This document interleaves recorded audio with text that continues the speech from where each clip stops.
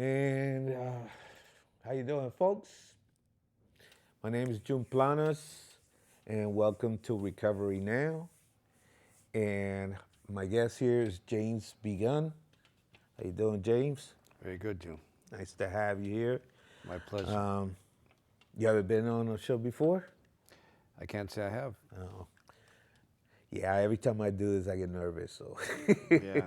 so that's why I got my rings. I play with my rings and stuff. Anyway, James got a good story to tell, and we're gonna start with asking you, how young or how old were you when you first started getting high, and how long did it last before you actually got clean? Like how many years between when you first started getting high to the last time you got high? How old were you? Okay, so when I was 13 when I first started smoking Okay. marijuana, Okay. and that continued for quite a few years. And then it started progressing into bigger and better things. It was alcohol when I was... Bigger and better things, huh? I thought, yeah, so I thought we're bigger and better. But it did progress into alcoholism. I believe alcoholism came about the same time as marijuana. Right. And then as I got a little older, I started getting into trouble first with the police, with Okay. driving. But I started, at 18 years old, I started sniffing cocaine. Right. And I was a very impressionable person. Right. And I always fell into the idea that I wanted to be the person that was the most popular. Right. I would try to do that. Right. I guess peer pressure is one of the things that, and when you got that, everybody you want to please your friends, you want to fit in, you want to be part of it, so you want to be what they look at. Oh yeah, he's one of us. Yeah, it's kind of like a square peg trying to fit in a round hole. Yeah, that's good. I like that. Yeah. Yeah. So and so you started at 13, and when you finally got clean, how old were you? If you Well, I've been clean for 13 years, so if you do the math, it's probably 48 years old. 48. Wow. So see, I was 45. So it's never too late, folks. Anybody that's out there looking at this, doesn't matter what your age is, whether you're young or you're older, it's never too late. If you truly, truly, really want to get clean and sober, doesn't matter what your age is. If you truly want it, you put your faith in God, and you go to the programs of recovery. There's a whole bunch of them out there, and they will guide you to a point where you could be like this, So now, what was it like? Like, I know at first it's all fun, because I remember that I used to love drinking and having fun with my friends. Used to go to parties and stuff, but somewhere down the road, it's like my addiction turned into some kind of monster where it was controlling me, where it was making me do stupid shit. What was yours like? Well, it was almost like a feeling of that the alcohol and drugs were turning on me, and they started not to work like they used to. Did you, you said you got in trouble with the law. What were you doing, As far as things like that, most of my incidents with the police are misdemeanors. I was drunk in public, disturbing the peace, things like that. And you never did like steal or anything to get high? you know what I did for my own family? I believe I did that because I knew they wouldn't call the law enforcement authorities. I don't know, fear kept me from doing a lot of things that I could have done that could have wound me up in prison. Yeah. Essentially. Yes, I knew a lot of people that sat on that chair. Some said something similar to that effect. I had one guy whose family had money, so he never had to steal, and his situation was even worse because he had money. Yeah. And then I know people to sit on that chair that broke into people's houses, stole cars. I was one of those. And the thing is that whether you're just because you do drugs to begin with doesn't make you a bad person. A lot of people think that people that do drugs are all bad. No, that's not true. And that's even worse when you're a good guy and you got the disease and you can't control yourself. And as the years pass, it gets worse and you start doing bad things. Like he said he thinks fear might have kept him from taking that stealing further.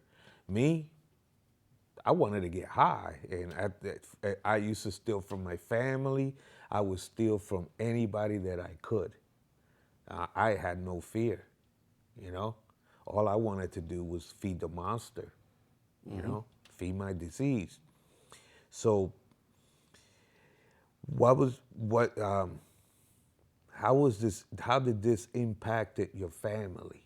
You know, like your mom, your dad, the people that loved you around you. Did they knew you were getting high? Well, actually, my dad and my mom got divorced when I was 9 years old. And Okay. shortly after that, I was in a skateboard accident, which they were giving me medication in the hospital, and Right. that was when I was 13. Then when I got out, shortly after I got out, I started using. Okay. But it did affect my family because my sisters would come to visit, Right. and they would leave their pocketbooks in their car because they knew that if they brought them in the house, I would have, Yeah. I would have went in there. So your family did know that you were getting high. Yes. See, lot of people, like for me, no matter how bad I was, I tried it. At least I thought I did. I kept it from my family, you know, because in my family when I was growing up, if you even smoked pot, that was bad. You know, you was a bad person.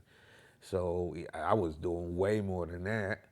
And around my mom and them, I was a certain way until it started getting out of hand where I was stealing from my mom and them, you know. And I did a lot to hurt my mom, and I never was able to apologize to her. To you know, she always used to tell me there's a good guy inside there. You gotta let him out. I never knew what she was talking about, and I always felt bad when I did bad things. When I stole after I came down from the high, you know, the guilt and all that. Did you go through all that? Yes, I actually did.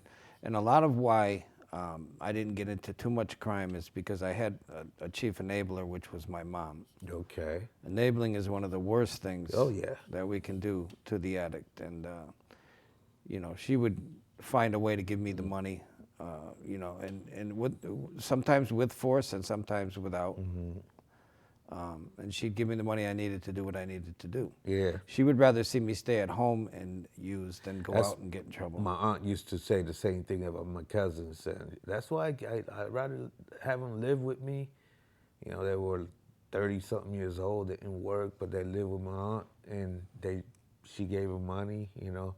She said, I'd rather them to do the stuff here than for them to be out there in jail, you know, and that didn't help. By the way, for those that don't know what that word means, enable, that's for people that give you money when you got drug problem, and they keep you in the habit because they don't realize that that's what they're doing. They're supplying you, you know. So, and when for those there are the ones that are enabling you. If you're watching, when a person has an overdose, you're the one that's going to feel guilty because you're the one that gave them the money. You know, people don't think about that kind of stuff. You know. Right. So let me ask you something. Since how long did it take you to get clean? By the way. Well, from the period where, first of all, I've been through 7 rehabs. Okay. I See didn't. that. Does it, like for me, it was only one. I know people 2. It's always different It's always different, but doesn't matter. You keep trying. If you really want to stay clean, and at first you don't succeed, you keep trying. 7. Go ahead. Yeah, and what made me really think about what was going on was the fact that the insurance people came into the facility and they said, you know, we're not going to keep doing this. So if we were you, speaking to all of us, you would get this right now, because it's gonna end soon, where they're not going to allow people to do multiple rehabs because it costs the state too much money. And that's what made me start thinking that, Yeah. I think I better start doing something. Yeah, you know what? And that's a shame, because doing the kind of work I do, I've been working at rehabs for 13 years now. I had overdoses. People died in my arms. I was able to resuscitate people, but I lost a lot of people. And I also noticed you got a lot of people that want this to work, so they keep trying. But you have a lot of people that think this is a game. And because a lot of those people, they come in because they need a break, they need a place to sleep. And what those people don't realize is, because of them, people like us that want to stay clean, that really want this, are going to lose it. If you don't get clean on that first try, like you said, they don't want you to be doing multiples, because too many people are and I've seen this firsthand. I've seen people that really want to get clean, but I also seen people that come in just to get out the cold. Yes, that And does happen. and that's a shame, because the people that really need this are gonna lose it. And that's where hope comes in, and that's such a big part of this, because hopefully someday they'll realize what's going on. They do this. Some will do this. They do a spin dry, they call it, Yeah. where they go into detox and they do a spin dry and they come out, and all they were doing was just taking a break from their addiction. Yeah. Yeah. But what we don't realize is that we're playing with our lives. Yeah. Is what we're essentially doing. Jails, institutions, and death is what comes out of this if we continue. And you know what's funny? Well, it's not funny, but because it happened to me. I don't. Have you ever had an overdose? Yes, I And have. did you stop getting high? No, Yeah, I that's what continued from there once I got out of the hospital. I had 3 overdoses in my life, and the fact that I didn't die, that's the only reason I could think of today that it didn't stop me from getting high. No. And what changed me was seeing other people die in this job. People died in my hands, blue, foaming at the mouth. That's one of the things that keep me from going back that way, because I don't want to be one of those people. And I was lucky that I made it through the 3 times, but I don't think I have a fourth or anything like that. I mean, I think if I was to relapse, I'd be done for, So how many times did you have overdose? I probably overdosed more than I would care to admit. Oh, shit. Oh, shit. Because, it was like almost every 7 to 14 days, the ambulance would be coming to get me. Wow. So just take a wild guess. I probably half a dozen times at least. Wow. And your body took all that. Yeah. As a matter of fact, I got a scar on my arm that goes all the way up from when That's not good for the heart, period, And that was because I cut off the circulation while I was just simply laying on my arm, but it was an overdose altogether. Wow. I was on my arm for 12 hours. And half a dozen? Yeah, I would say. Wow. And some of us have suffered many more. Yeah. Wow. See that? Especially today with fentanyl. And this is how crazy this disease is. Because you figure, man, you seen, have you ever seen anybody die of this? I have never experienced anyone passing away from a drug addiction. But you know people that, you know, But I've plenty of, there was 7 of us that hung around together. There's only 2 left. okay, look at that. We see people die. We've known people died of this. We ourselves came this close multiple times, and yet me, I only 3 times. I'm gonna say I only overdosed 3 times. That 3 times too many. Half a dozen times, and the thing about this is that disease is so crazy that you overdose and you figure, oh shit, I almost died. You know, I was lucky I'm still here, and that doesn't mean shit because you go right back out and you're still getting high, you're still doing the same shit, and as time goes by, it gets worse. You have another overdose, you almost died again. When is it gonna stop? One day you're gonna die, you're not gonna wake up, because that's it. And we don't think about that. You know, with me, I survived. Okay, you know, I didn't see no God, so I didn't used to believe in God. So I went back out and did the same shit, and it got worse and worse and worse. I had another overdose, and blah, blah, blah. And half a dozen times. And the thought of that one of these times you might not come back never entered. And even after you were all right again, you didn't think about, I better stop doing this because I might not make it the next time. Didn't matter to me. Same here. That's how crazy this disease is. It's not, you don't control it. It controls you. See, I keep telling people, for us, this is a disease of the mind. You know, if it was cancer or diabetes or lupus or any of that stuff, they'd be trying to raise money for cures for this. But for us, a lot of people don't believe that this is a disease. There's no pills. There's no liquid you drink for it to go away. All it is the program of recovery. That's all we have. That's our medication. And if you don't follow that program, if you don't get your ass into a rehab and fight, right? That's fight right. for your recovery, you know, you might not be that lucky. 12 and a half, right? What's that? How many times you relapse? Half a dozen. Half a dozen, 6. Let's say 6. But you know, speaking of that, what you were just talking about is that there was in the late '90s, I believe it was. Don't quote me on the year, but there was a heroin batch that was called Tango and Cash. Yeah, you know, that sounds familiar. And it was killing people. Mm-hmm. Do you know the line of people lining up to get that after people passed away was astronomical. They wanted it.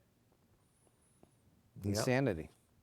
Shit, East Trenton, where I grew up, I remember one guy was on the floor twitching, and we went through his pockets and grabbed the shit that he had. And he just did that, and he's twitching, and here we are taking his shit. Absolutely. That's crazy, man. That's crazy. I think about stuff like that, you know, and I was like, wow, I can't believe that was me, you know. So you went to 7 rehabs, you say? 7 tries? Yeah, it was 4 inpatient and 3 outpatient. Okay, so 7. Yeah. Okay, and how long you been clean? I've been clean since January 19th, 2011. So you've been 13 clean years. Same as me. I'm going on 14, August 29th, be 14 Congratulations. years. Wow, so we got almost 14 years. And what was it like at first when you first, got clean and, and you headed towards that 1 year, Well, it was different. It was much different. Things were not what I thought they were going to be. Mm-hmm. I thought, because as an addict, I want what I want and I want it now. Yeah. And it just didn't happen like that. Yeah. Yep. It never does. Life doesn't work that way. But I think one of the best decisions I made during recovery was going back to school. Okay. Because I was a high school dropout. I didn't have my GED. So you got a high, since you've been clean, you got high school diploma. Yes. What else? And then I went to Naugatuck Valley Community College, got my associates. Look at that. That was a very tough ride. Right. A lot of taking classes over. I joke about it. I say the only thing that changed in my classes were the people year after year because I kept staying back. But you did it. You But didn't I give got up. through it. You But I didn't got give through up. it. You didn't give up. And so you got your high school diploma, bachelor's, and what do you do for a living? Actually, Did you go to any other schools? You get any other degrees? yes, I did. I actually went to Post University, Okay. and I got my bachelor's degree there. Now, keep in mind that this is all criminal justice. You know, the running joke is that if I can't beat them, join them. Right. And then I was able to actually go to University of New Haven to get my master's degree in criminal justice, Wow. financial crimes investigations. So I mean, and if it weren't for recovery, June, none of those things would have been possible. None of them. That's exactly what I'm trying to. That's what this show is about. You know, so that people could hear what it was like for you, where you came from. You know, what you did, and how when you put your mind to it, and your heart and your soul, and you put your faith in God, because I'm sure that without God, you would not achieve any of this. You went for it. You truly wanted to get clean, and you wanted to make a life for yourself, you know. And I tell people, even if you're a drug dealer, you have a habit because you need that money. Your habit is supplying this person so you can get their money. You're never going to be able to live a good life because you got to be looking over your shoulders, you know. And it's the same as for us when you're in the habit, you know. My point is that when you got clean, when you actually did it, and you fought, it took you 7 tries. I don't know how many years it took you, those 7 tries. I had a guy here that took him 20 years to get clean, from when he first went to a rehab to the last time when he actually got clean, and he had 15 years clean when he was on my show. Yeah, mine was 17. Look at that. And 36 relapses in those 17 years. Oh my God, look at that. 36 relapse. And the man did not give up. And look at all that he has accomplished since. What do you do for a living now? I mean. Actually, I'm a human resources specialist. Okay. And at CPA here in Waterbury. Okay. That's where I work too. Yeah, I do that. I also learned that when you give up the drugs, the alcohol, that's not the end of it. That's just the beginning of recovery. You know, a lot of people think they're just quitting. Oh, you know, I haven't got high in 2 weeks, or I haven't got high in a month, and they're inside a rehab. No, you haven't been out there and try to live, you know? Yeah. You know, recovery has a lot more to do because when our minds are so fucked up, and I'm sorry to use that word and say that, so excuse me, folks, but that's exactly what an alcoholic and a drug addict's mind is fucked up, because like he said, we want it when we want it, how we want it, and all that. And life doesn't work that way, so we go against the grain. We want it to work the way we want it. So now, once we stop the drugs and the alcohol and we are in recovery, we got to learn to live again the right way, do the right things, you know? And that's very hard when you want it, how you want it. And that's where my next point comes in, is the 12 steps of a 12-step program. Mm-hmm. If it weren't for the 12 steps, right, I'm not so sure that I would have made it to where I am today because those 12 steps actually changed my life, and I worked with those 12 steps with a sponsor, Right.